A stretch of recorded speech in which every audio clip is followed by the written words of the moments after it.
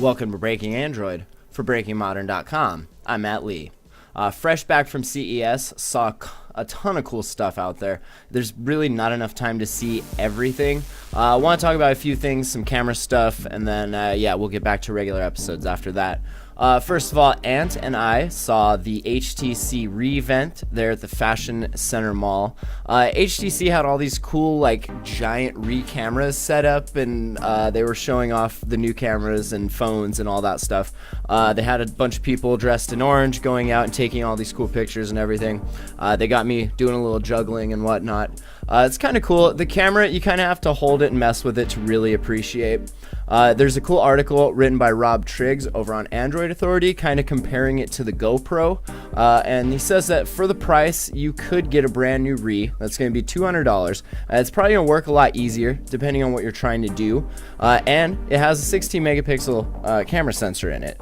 To get that in a GoPro, you'd have to spend about $400 and get the Hero 4, and that's still only going to give you 12 megapixels, and of course it's not always how many megapixels are in it, it's how they're used in the lenses and all that stuff.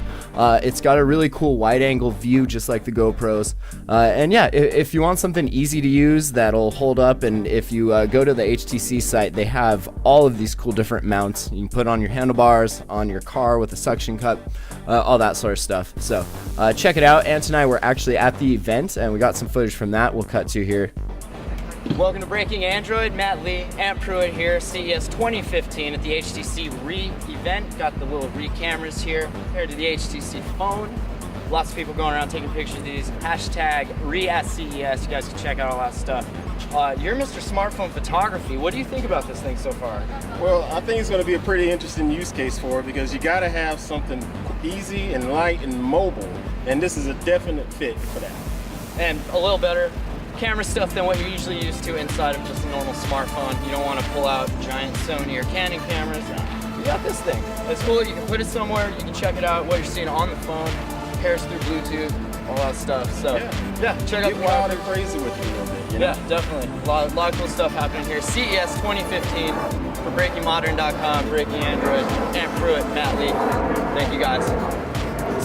Another cool thing I saw at CES was the 360 Hero. This thing's basically a 3D printed, high-strength, aircraft flexible nylon holder, and you just fill it with GoPros, and it records everything all around you all the time. And then with their software, it stitches it all together, and you can zoom in and out, and if you have an Oculus, it looks really great in that. Check out 360 Hero's site, and you can see a bunch of videos that have been made with this thing. It's kind of more of a pro setup, I think. The H3 Pro 6 goes for about $495, sans GoPros. Once you put 6 GoPros in that thing, you're talking a $3,000 setup here, just about. They do have a cool higher end one that does 3D and everything. But yeah, I like it. It's pretty cool. I wrote an article more in depth about it. You can check out on BreakingModern.com here shortly. And check out their cool Android app. Let's end on a gaming note. While we were at CES, I rode some roller coasters, played in the arcade. One of the weird things at the New York Arcade I noticed is that they have full-size game cabinets of mobile phone games, like Android games and iOS games. The one I saw in particular was Doodle Jump, which is awesome. I mean, it's cool to see it like a giant Doodle Jump, but it was weird to me that these games are all free and people are pumping credits or money into them.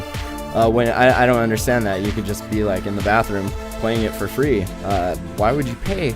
I get the experience and everything, but we did a little research just kind of out of our own curiosity, and Tech eBlog has a thing with this kid that went around and played a bunch of these cabinet-sized versions of these mobile games. He is super excited about it, which I think is completely awesome. Maybe one day I'll get paid to play video games and be that excited about it. But until then, that's going to do it for Breaking Android.